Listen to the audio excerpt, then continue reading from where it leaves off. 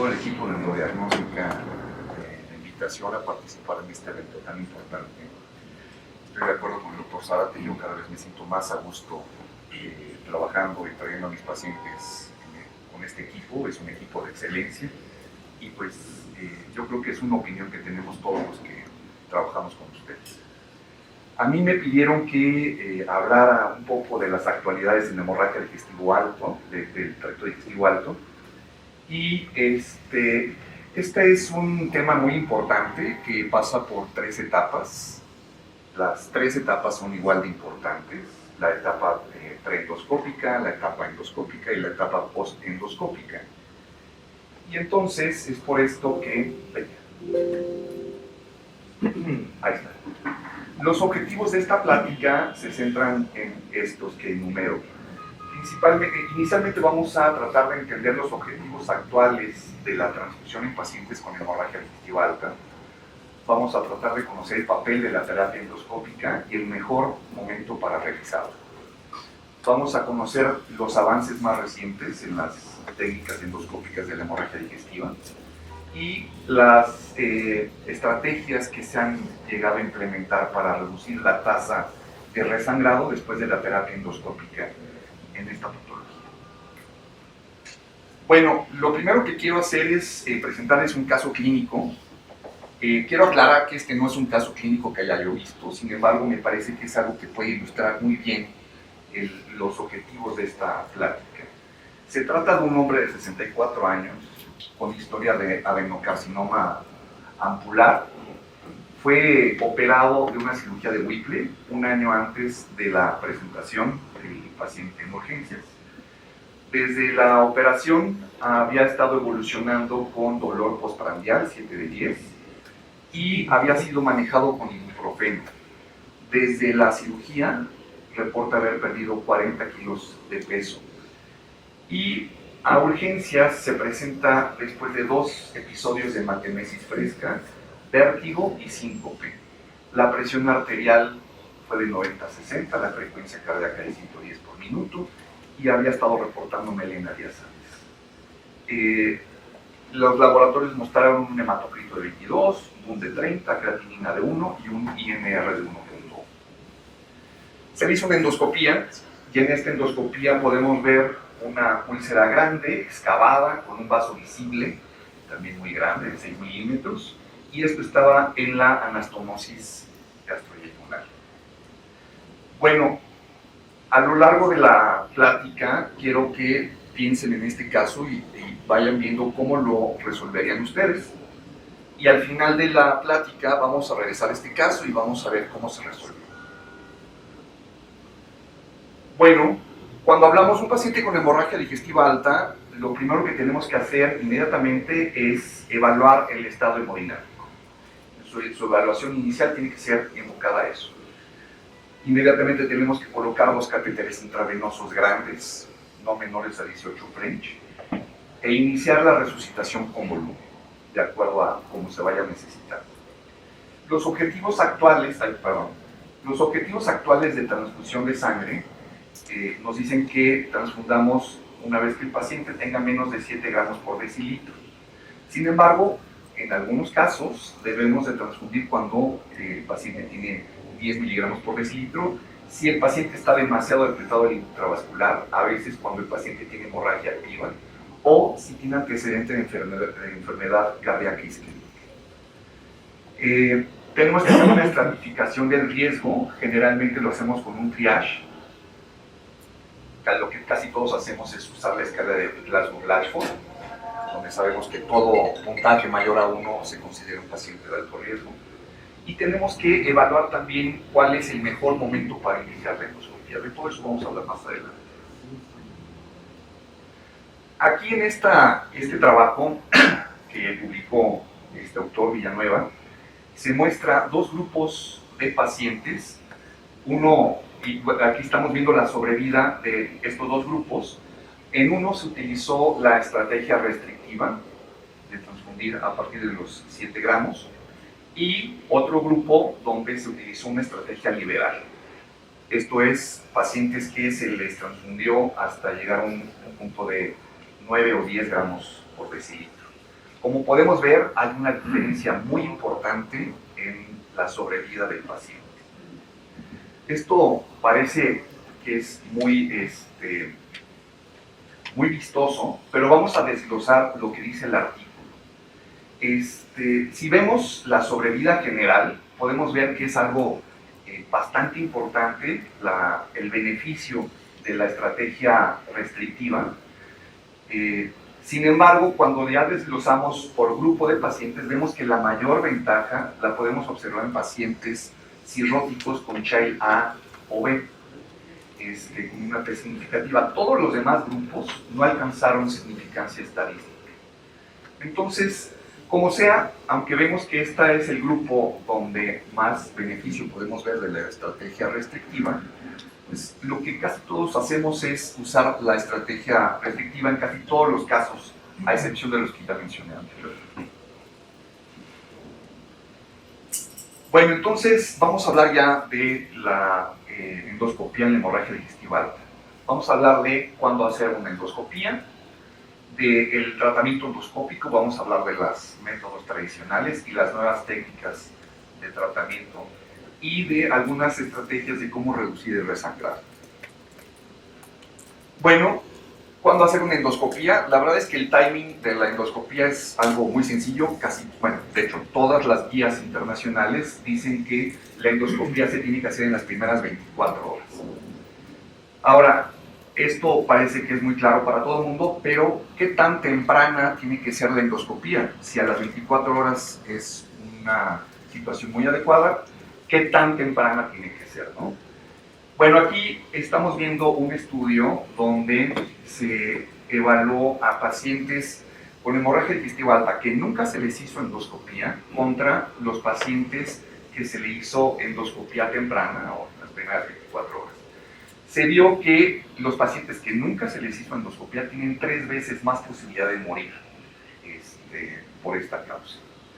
Ahora, si dividimos a los pacientes que se les hizo endoscopía temprana, esto es a las primeras 24 horas, contra los que se les hizo una endoscopía tardía, esto es después de las 24 horas, podemos ver que los pacientes que se les hizo la endoscopía temprana tienen 50% menos probabilidad de morir por esta patología.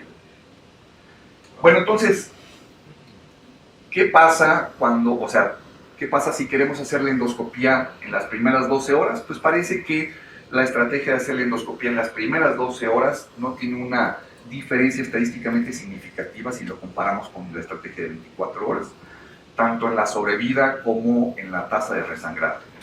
Pero ¿qué pasa si la queremos hacer en las primeras 6 a 8 horas? Pues primero tenemos que estar seguros de que el paciente se le ha hecho una resucitación adecuada. Si este objetivo no se ha logrado, no tenemos que hacer una endoscopía. Es contraproducente. También tenemos que saber que muchas veces esta endoscopía la queremos hacer con nuestra capa de héroe en la madrugada, cuando no tenemos nuestro equipo completo, nuestras enfermeras especializadas, nos van a asignar algún personal con poco o nulo entrenamiento en el manejo endoscópico. Y aparte, en esos horarios, pues aunque nosotros no lo queramos creer, tal vez no somos tan hábiles como en un horario habitual, ¿no? Nuestra calidad de desempeño va a disminuir. Y aparte, si nos metemos en problemas en esos horarios, pues muchas veces no tenemos a la mano a los demás servicios de soporte como el radiólogo intervencionista o un quirófano disponible, y entonces la probabilidad de complicaciones es mucho más alta si no esperamos a que tengamos una resucitación adecuada o si tenemos a nuestro equipo completo. Bueno, entonces, ¿qué pasa con la intubación endotraqueal profiláctica? Parece que esto es algo útil, sobre todo en pacientes que tienen hematemesis masiva, un estado mental alterado, digamos un grado menor a 7, sirve para proteger la vía aérea, pero por ahí hay algunos grupos que han publicado artículos donde demuestran que esto también pudiera asociarse a un incremento en la neumonía por aspiración y también puede incrementar el desenlace cardíaco adverso. Entonces, parece que pudiera ser una estrategia importante, pero tenemos que escoger muy bien a los pacientes donde la vamos a implementar. Bueno, ¿en qué pacientes vamos a hacer una endoscopía? Creo que a todos nos queda claro que hay que hacer una endoscopía en aquel paciente que ha tenido un sangrado activo, en los pacientes que tienen un vaso visible no sangrante. Donde hay un poquito más de controversia es en los pacientes que tienen un coágulo adherido.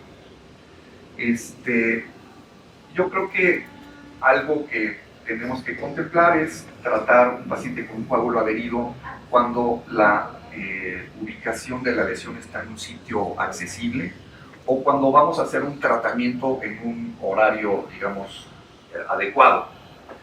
Lo que tenemos que hacer generalmente es inyectar adrenalina por debajo del coágulo, retirar el coágulo con una asa fría y posteriormente tratar el vaso, como habitualmente lo hacemos, ¿no? Están enumeradas las terapias endoscópicas tradicionales.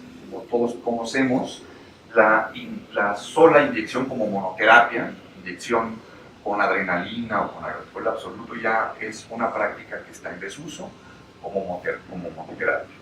Tenemos los métodos térmicos de contacto, como la sonda bipolar, el Hidelbruch, los métodos térmicos sin contacto, como el argón plasma, los métodos mecánicos que utilizamos, como los hemoclips, la ligadura, y lo que está recomendado en las guías es utilizar una combinación de dos o más tratamientos, ya sea la combinación de inyección con adrenalina y algún otro tipo de método térmico o mecánico, o lo que sea necesario, ¿no?, para controlar el cuadro.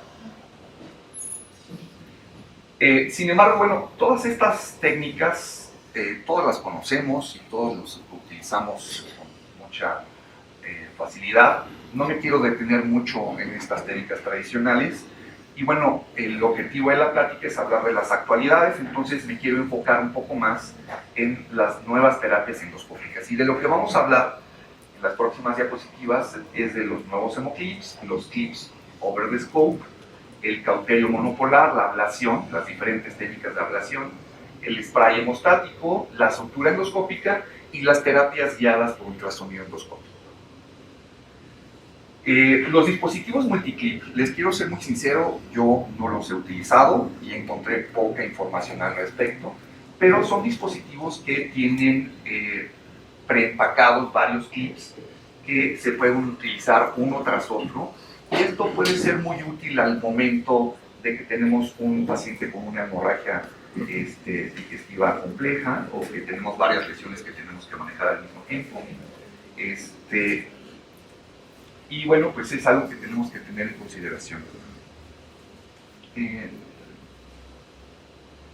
Los clips over the scope, o los OTSC, o los OVESCO, los clips OVESCO, son algo que ha estado muy de moda en los últimos años. Estos son clips que se ponen por afuera del endoscopio, y en estos se utiliza un dispositivo parecido al que utilizamos para la ligadura endoscópica. Son clips grandes que tienen forma de trampa de oso, y esto permite agarrar una gran cantidad de tejido y nos permite ser muy eficientes a la hora de manejar un paciente con una úlcera grande o compleja. Aquí presento dos estudios donde empieza a salir algo de evidencia en cuanto al uso de estos dispositivos. El primer estudio muestra resultados pues demasiado buenos para ser verdad. Es un estudio que muestra 40 pacientes utilizando úlceras grandes o renales o con vasos grandes o con lesiones de Iguilafón. Aquí reportan un éxito técnico del 100% y una ausencia de resangrado a los 30 días. El segundo estudio es un estudio un poquito más creíble, un estudio donde se estudiaron a 118 pacientes. El éxito técnico fue del 92% y la mortalidad y resangrado se redujo de un 27.9 a 10.9. Como sea, parece que estos tipos de clips over the scope son una alternativa a la hemostasia estándar en pacientes de alto riesgo o en pacientes que han tenido lesiones que han resangrado. Ahora, ¿qué pasa con los cauterios monopolares? Estas son unas pinzas de coagulación a través de las cuales se pasa una energía monopolar ligera. Aquí encontré dos ensayos clínicos donde se utilizaron en pacientes con úlceras y se observó que comparando el tratamiento con cauterio monopolar contra Hemoclips y Hidalproof, parece que la eficacia fue muy similar en el control inicial y en el resangrado contra Hemoclips y tuvo una mejor eficiencia cuando se comparó con Hidalproof. Esta es una pinza que es muy parecida a la pinza caliente que hemos utilizado, pero a diferencia de esta no corta, solamente agarra el vaso y a través de ella se pasa una energía monopolar de bajo intensidad. Bueno, esto es una terapia que parece ser útil, es uno más en el arsenal que todos deberemos de tener. Muchas veces parece que todo lo que hacemos cuando estamos dándole tratamiento a uno de estos casos, parece que nada funciona, y entonces tener a la mano un elemento más que al parecer pues también es de fácil manejo, pues yo creo que es algo que tenemos que considerar. Ahora, vamos a hablar un poco de las técnicas de ablación. Esto es la ablación por radiofrecuencia y la crioterapia. De los artículos que encontré de esto, la mayoría son series de casos y no están comparados con controles. Por tanto, bueno, la evidencia todavía no es tan fuerte.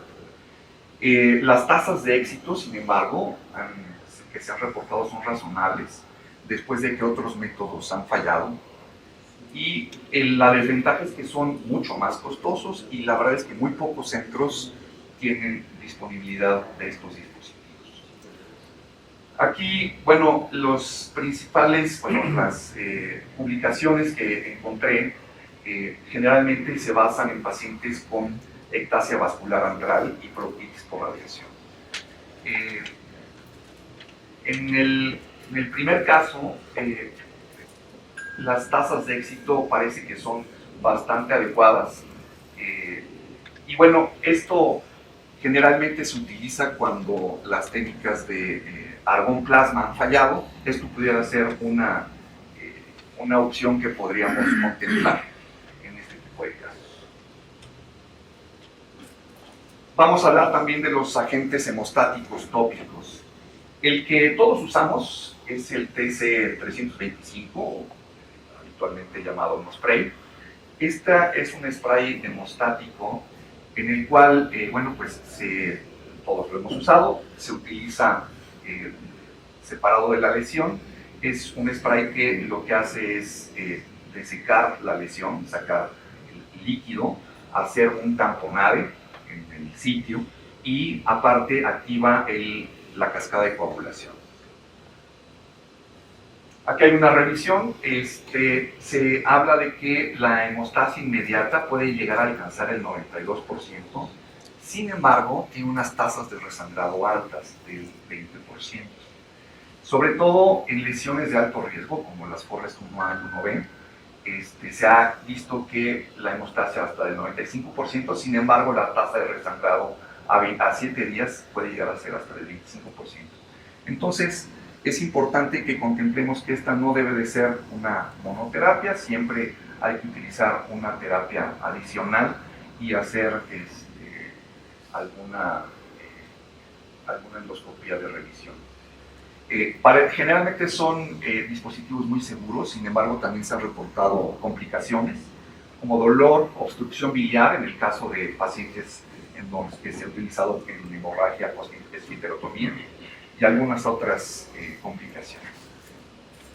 Las consideraciones que tenemos que tener con el Hemospray, bueno, pues no requiere una gran experiencia especializada, puede ser efectivo en sitios donde la hemorragia está en un sitio difícil, tiene un papel potencial en el sangrado por malignidad, son más efectivos en lesiones sangrantes de flujo lento y, como ya había mencionado, se requiere una segunda modalidad de tratamiento en lesiones de alto riesgo o que hayan presentado resangrado. Hablemos un poco de la sutura endoscópica.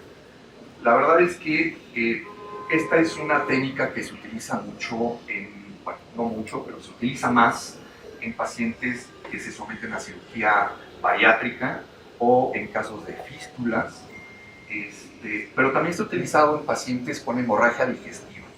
El problema de esta técnica es que tiene una dificultad técnica y tiene una curva de aprendizaje muy importante. Hay pocos centros donde se utiliza y pues esto puede ser más difícil aún cuando la visibilidad es limitada, sobre todo en pacientes con sangrado activo.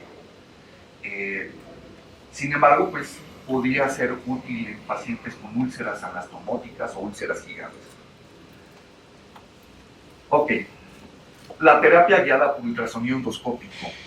Esto se utiliza más en centros de alta especialidad, como la Clínica Mayo, donde se ha utilizado en pacientes que tienen malformaciones vasculares, pseudoaneurismas, y se ha utilizado para aplicación de cianoacrilato o aplicación de coiles.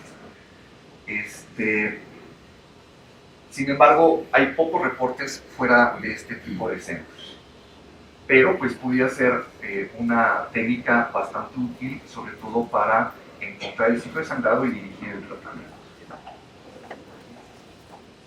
Bueno, hablemos ahora de los predictores de resangrado posterior a la terapia endoscópica.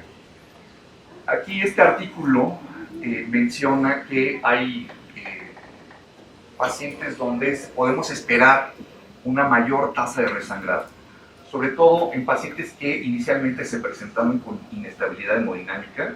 Hay una asociación de más de 3 veces que la población general. En pacientes que tienen enfermedades comórbidas se puede asociar a un resangrado hasta más de 7 veces, sobre todo en aquellos pacientes que han requerido anticoagulación o antiagregantes plaquetarios. En aquellos que se presentaron con sangrado activo puede llegar hasta 14 veces más asociación. Con pacientes que tienen úlceras gigantes o úlceras duodenales en la pared posterior o úlceras gástricas en la curvatura menor. Estos son pacientes donde tenemos que esperar mayor tasa de resangrado. Ahora, ¿qué técnicas o qué estrategias podemos encontrar para reducir las tasas de resangrado posterior a la terapia endoscópica? Las sondas Doppler. Esto no es una técnica nueva. El primer reporte de esto es de 1986.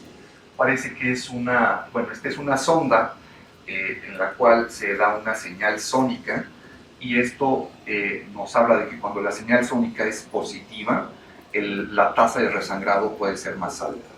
Entonces es un dispositivo que parece ser fácil de aprender, y aquí presento un estudio donde se dividió a 2 grupos de pacientes. Uno donde se utilizó la hemostasia guiada visualmente, o sea, lo que hacemos habitualmente, damos tratamiento y visualmente vemos que el paciente dejó de sangrar. Y lo compararon contra pacientes donde usaron las 2 técnicas, visual y la guía de la hemostasia guiada por Doppler. Y bueno, se observó que aquellos pacientes donde se utilizó la sonda Doppler, se reducía la tasa de resangrado de un 26%, de un 26% a un 11%.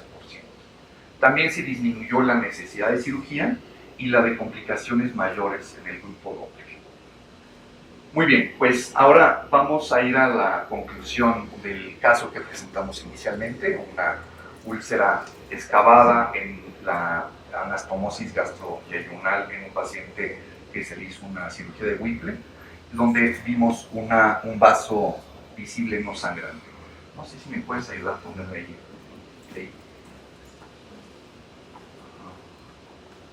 Ahí está.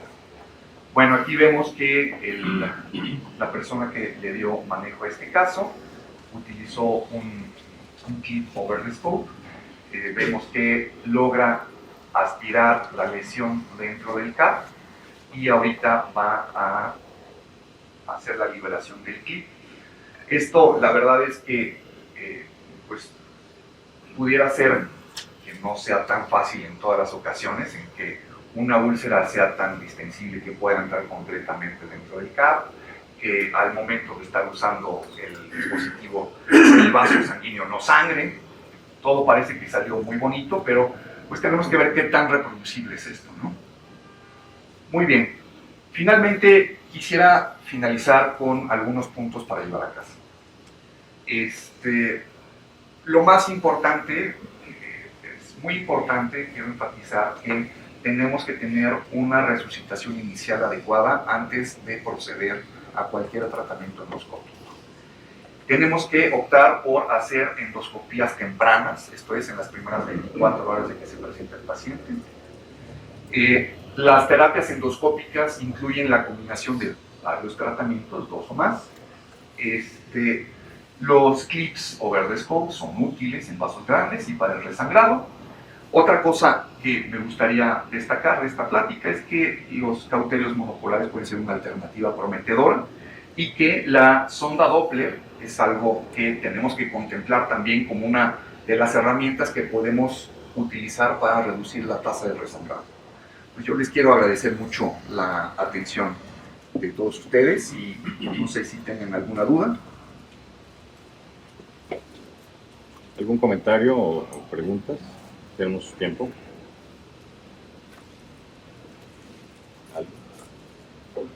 Yo, sí.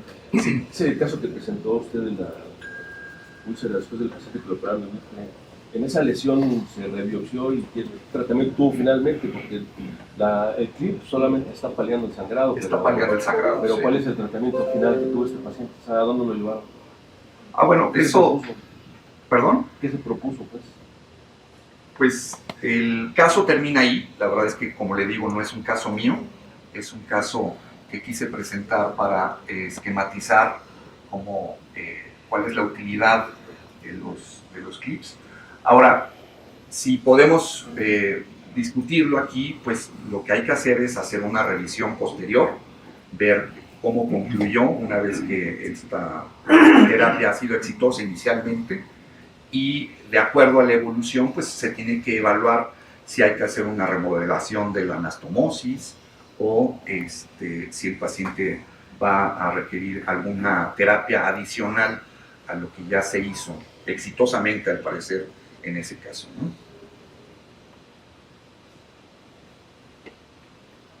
Bueno, sí, doctor.